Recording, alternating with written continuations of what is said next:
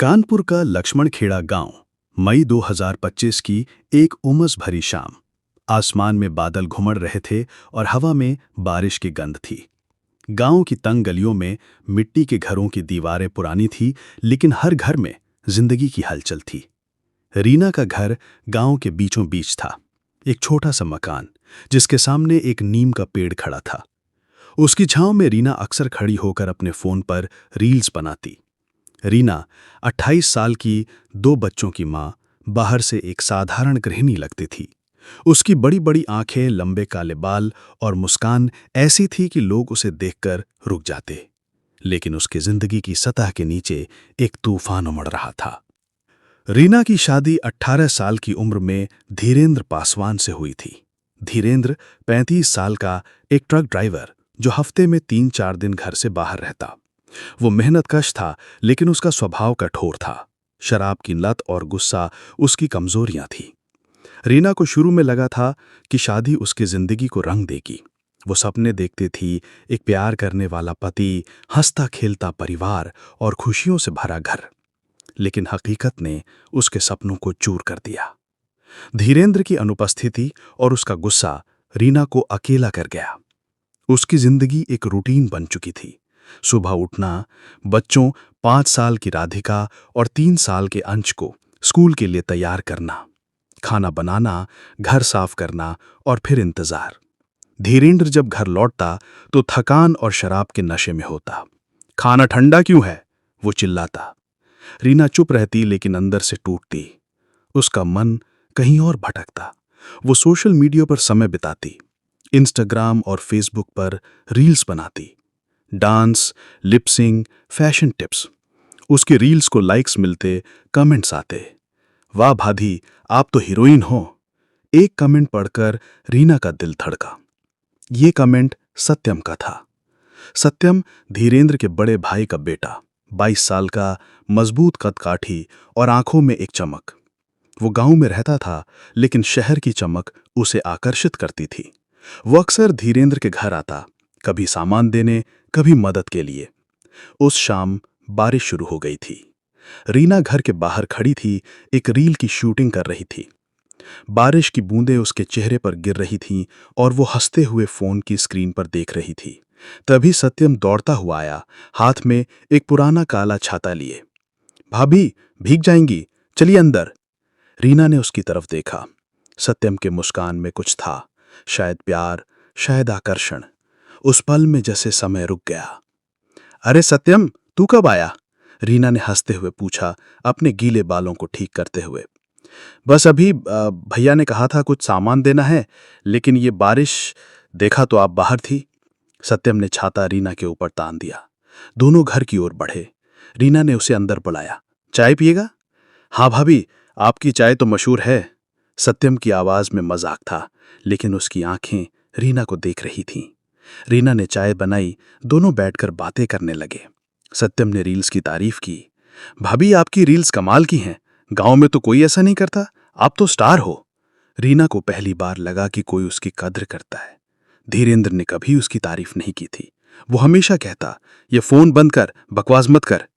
लेकिन सत्यम की बातों में एक गर्माहट थी।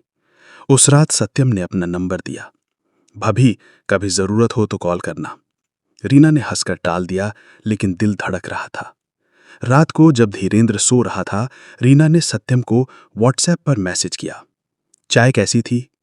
बस एक साधारण सवाल। सत्यम का जवाब आया, चाय तो ठीक थी, लेकिन आपकी मुस्कान उससे भी अच्छी थी। रीना ने फोन छिपा लिया, लेकिन उसका चेहरा लाल हो गया। रीना के मन में एक खालीपन था। वो अपने बच्चों से प्यार करती थी, लेकिन धीरेंद्र का व्यवहार उसे तोड़ रहा था। सत्यम की बातें उसे हल्का करती। वो सोचती, क्या मैं गलत हूं? क्या मैं सिर्फ प्यार चाहती हूं? सत्यम के लिए रीना एक सपना थी। वो गांव का लड़का था, लेकिन रीना में उसे शहर की चमक दिखती थी। वो सोचता, भाभी मेरी हो सकती हैं। उस रात जब रीना और सत्यम मैसेज पर बात कर रहे थे, धीरेंद्र अचानक जाग गया। कौन है?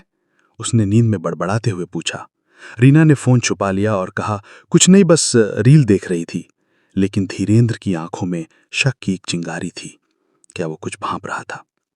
सत्यम के साथ रीना की बातें बढ़ने लगी। पहले व्हाट्सएप पर, फिर कॉल्स और फिर मुलाकातें।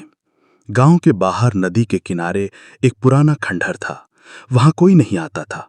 रीना और सत्यम वहां मिलते। पहले सिर्फ बातें, फिर हंसी मजाक और फिर कुछ और। एक दिन रीना ने हंसते हुए कहा, सत्यम, अगर मैं ये रील्स बनाना बंद कर दूं तो क्या तू मुझे भूल जाएगा? सत्यम ने उसकी आंखों में देखा। भाभी, मैं आपको कभी नहीं भूल सकता। उस दिन वे पहली बार अंतरंग हुए। रीना ने उस पल को अपने फोन में रिकॉर्ड किया। ये पहला वीडियो था। जल्द ही उनके मिलने की आदत बन गई। रीना का फोन उनके अंतरंग पलों से भर गया। 55 वीडियो, हर एक में प्यार, वासना और एक खतरनाक रोमांच। लेकिन इस कहानी में एक और किरदार शामिल हुआ, अभिषेक, सत्यम का छोटा भाई, 20 साल का, शर्मीला लेकिन आकर्षक। अभिषेक भी धीरेन्द्र के घर आता जाता था। एक दिन जब सत्यम शहर गया था, अभिषेक रीना के घर आया। भाभी, सत्यम भैया ने कहा था कि आपको कुछ सामान चाहिए। रीना ने मुस्कुराई। अभिषेक की शर्मीली आंखें उसे पसंद आईं। अरे अभिषेक, तू भी रील्स देखता है ना? रीना ने मजाक में पूछा। हाँ भाभी, आपकी रील्स तो गांव में मशहूर हैं, अभिषेक ने शर्माते हुए कहा। तो फिर मेरे साथ एक रील बनाएगा? रीना ने हंसते हुए पूछा। अभिषेक हकबकाया, लेकिन रीना ने उसे फोन पकड़ाया। उस दिन दोनों ने एक मासूम से रील बनाई। लेकिन यह शुरुआत थी। जल्द ही अभिषेक भी रीना के आकर्षण में फंस गया। एक दिन रीना को अपने ससुराल में एक पुरानी डायरी मिली। उसमें उसकी दादी की कहानी थी, एक ऐसी महिला जो अपने प्यार के लिए सब कुछ छोड़ गई थी। डायरी में लिखा था, प्यार के लिए जिए बिना जिंदगी अधूरी है। रीना ने इसे पढ़ा और सोचा, मैं भी अपनी जिंदगी जीऊंगी। ये डायरी उसे प्रेरित करती थी। वो सत्यम और अभिषेक के साथ और गहरे में डूब गई। रीना के मन में अपराध बोध था। वो अपने बच्चों को देखती और सोचती, मैं क्या कर रही हूं? लेकिन सत्यम का प्यार और अभिषेक का मासूम आकर्षण उसे रोकता। सत्यम का प्यार गहरा था, लेकिन अभिषेक का आकर्षण मासूम। अभिषेक सोचता, भाभी मेरी जिंदगी है, लेकिन सत्यम को जलन होने लगी। एक दिन उसने अभिषेक से कहा, भाभी मेरी है, तू दूर रहे। एक रात अभिषेक ने रीना और सत्यम को खंडहर में देख लिया। वो चुपके से पेड़ के पीछे छिपा था। उसका दिल जल रहा था। क्या वो धीरेन्द्र को बता देगा, या वो भी इस जाल में और गहरा फंसेगा? धीरेन्द्र को अब शक होने लगा था। वो कम घर आने लगा था, लेकिन जब आता रीना से झगड़ा करता। तू फोन पर दिन रात किससे बात करती रहती है? रीना बहाने बनाती, बस दोस्तों से। लेकिन धीरेन्द्र का शक बढ़ता गया। एक दिन उसने सत्यम को घर के पास देखा। सत्यम रीना से मिलने आया था, लेकिन धीरेन्द्र को देखकर बहाना बनाया। भैया बस यूं ही आया था, माँ ने कहा था कि कुछ सामान देना है। धीरेन्द्र ने उसे घूरा, लेकिन कुछ नहीं कहा। उसका मन अशांत था। रीना को एक सपना आया। उसमें धीरेन्द्र उसे गुस्से में मार रहा था। वो चीख रही थी, लेकिन कोई मदद नहीं आया। सुबह जब वो जागी तो डर गई। उसने सत्यम को फोन किया। सत्यम, मुझे डर लग रहा है, अगर धीरेन्द्र को पता चल गया तो? सत्यम ने कहा, भाभी मैं आपके लिए कुछ भी करूंगा। रीना ने धीरे से, मैं तुमसे प्यार करती हूं। धीरेन्द्र को भी दुख था। वो रीना से प्यार करता था, लेकिन उसका गुस्सा और शराब उसे बर्बाद कर रहे थे। वो सोचता, क्या मैंने रीना को खो दिया? रीना के मन में डर और प्यार का मिश्रण था। वो सत्यम से कहती, मैं इस जिंदगी से थक गई हूं। धीरेन्द्र ने अपने दोस्त रामू से कहा, मुझे लगता है रीना कुछ छुपा रही है। रामू ने सलाह दी, उसके फोन को चेक करो। धीरेन्द्र ने कोशिश की। एक रात जब रीना सो रही थी, उसने उसका फोन उठाया, लेकिन पासवर्ड नहीं खुला। उसने फोन वापस रख दिया, लेकिन उसकी आंखों में शक गहरा हो गया। रातें अब डरावनी हो गईं। हर छाया में कोई रहस्य लगता। रीना और सत्यम की मुलाकातें अब और गुप्त होने लगीं। वो खंडहर में मिलते, जहां कोई नहीं आता था। एक रात रीना ने सत्यम से कहा, धीरेन्द्र को शक हो गया है, अगर उसे सच पता चला तो हम मर जाएंगे। सत्यम ने उसका हाथ पकड़ा। भाभी मैं आपको कुछ नहीं होने दूंगा। रीना ने आंखें बंद की और कहा, हमें कुछ करना होगा। सत्यम ने पूछा, क्या? रीना चुप रही, लेकिन उसके मन में एक विचार उभर रहा था, काल्पनिक तत्वे। रीना को फिर से अपनी दादी की डायरी याद आई। उसमें लिखा था, जो तुम्हें बांधे उसे तोड़ दो। रीना ने इसे संकेत माना। उसने सत्यम से कहा, हम धीरेन्द्र को खत्म कर देंगे। सत्यम चौंका, लेकिन रीना की आंखों में दृढ़ता देखकर वो तैयार हो गया। योजना बनी। सत्यम ने बाजार से नींद की गोलियां खरीदी। रीना ने कहा, हम उसे दूध में गोलियां देंगे, वो सो जाएगा। फिर वो रुक गई। सत्यम ने पूछा, फिर? रीना ने कहा, फिर हम उसे मार देंगे।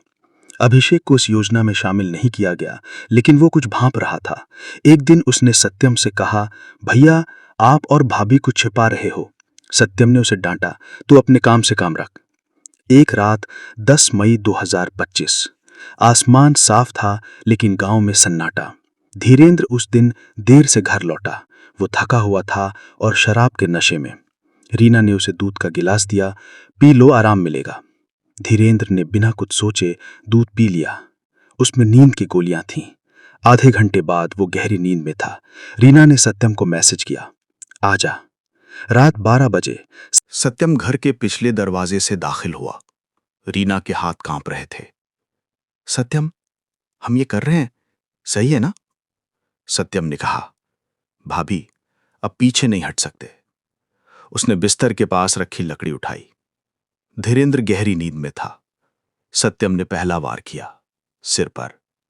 धीरेन्द्र कराहा, लेकिन गोलियां उसे कमजोर कर चुकी थीं। तुम क्यों? उसने धीमी आवाज में पूछा। रीना की आंखों में आंसू थे, लेकिन उसने सत्यम को नहीं रोका। दूसरा वार, तीसरा। खून बिस्तर पर फैल गया। रीना का दिल धड़क रहा था। वो सोचती, ये जरूरी था। सत्यम के हाथ कांपे, लेकिन वो प्यार के लिए कर गया।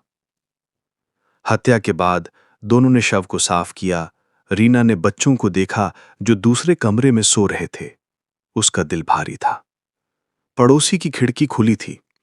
क्या कोई जाग रहा था? रात के सन्नाटे में कुत्ते के भौंकने की आवाज आई। रीना और सत्यम डर गए। 11 मई की सुबह रीना में चीख मारी, कोई मदद करो, धीरेन्द्र! पड़ोसी दौड़े आए। पुलिस बुलाई गई। इंस्पेक्टर राम सिंह ने जांच शुरू की। शव पर चोट के निशान थे। यह हत्या है, उन्होंने कहा। रीना रो रही थी, लेकिन उसका रोना बनावटी लग रहा था। पुलिस ने घर की तलाशी ली। रीना का फोन मिला। पासवर्ड तोड़ा गया और 55 वीडियो सामने आए, सत्यम और अभिषेक के साथ। पुलिस हैरान थी। सत्यम को गांव के बाहर से पकड़ा गया। अभिषेक ने पहले इनकार किया, लेकिन जब पुलिस ने वीडियो दिखाए तो वो टूट गया। मैंने कुछ नहीं किया, लेकिन मैं जानता था, उसने कबूल किया। रीना ने पहले इनकार किया, लेकिन सबूतों के सामने टूट गए। मैं प्यार करती थी, वो बोली। रीना ने इंस्पेक्टर राम सिंह को रिश्वत देने की कोशिश की। साहब, मेरे बच्चों का ख्याल करो। लेकिन राम सिंह ने कहा, कानून से कोई नहीं बच सकता। रीना जेल में बच्चों की याद में रोती। सत्यम अलग सेल में था, पछताता हुआ। अभिषेक को गवाह बनाया गया, लेकिन उसका मन भारी था। क्या अभिषेक सच बोलेगा या वो कुछ छिपाएगा? अदालत में केस चला। सबूत पुख्ता थे, वीडियो, नींद की गोलियां, खून से सना बिस्तर। गवाहों में अभिषेक भी था। उसने कहा, मैंने हत्या में हिस्सा नहीं लिया, लेकिन मैंने कुछ किया नहीं। रीना और सत्यम को उम्र कैद की सजा हुई। रीना ने आखिरी बार बच्चों की तस्वीर देखी और रो पड़ी। जेल में रीना को एक और कैदी मीना से दोस्ती हुई। उसने उसे भागने की योजना बताई। हम दीवार के पीछे सुरंग खोद रहे हैं। रीना ने कोशिश की, लेकिन पकड़ी गई। रीना सोचती, प्यार की कीमत क्या थी? बच्चों का भविष्य, उसका परिवार, सब बिखर गया। सत्यम ने जेल में खुद को कोसा, मैंने भाभी के लिए सब कुछ किया, लेकिन सब बर्बाद हो गया। जेल की सलाखों के पीछे रीना ने अपनी दादी की डायरी को याद किया। उसने सोचा, प्यार के लिए मैंने सब खो दिया, लेकिन कहीं ना कहीं उसके मन में एक छोटी सी उम्मीद थी। शायद एक दिन वो अपने बच्चों से मिले, शायद एक नई शुरुआत हो। लेकिन गांव में लोग अब भी उस कांड की बात करते, रीना का कांड, वे कहते। एक रात जेल में रीना को एक चिट्ठी मिली। उसमें लिखा था, मैं तुम्हें आजाद करवाऊंगा। अभिषेक। क्या यह सच था या सिर्फ एक और सपना?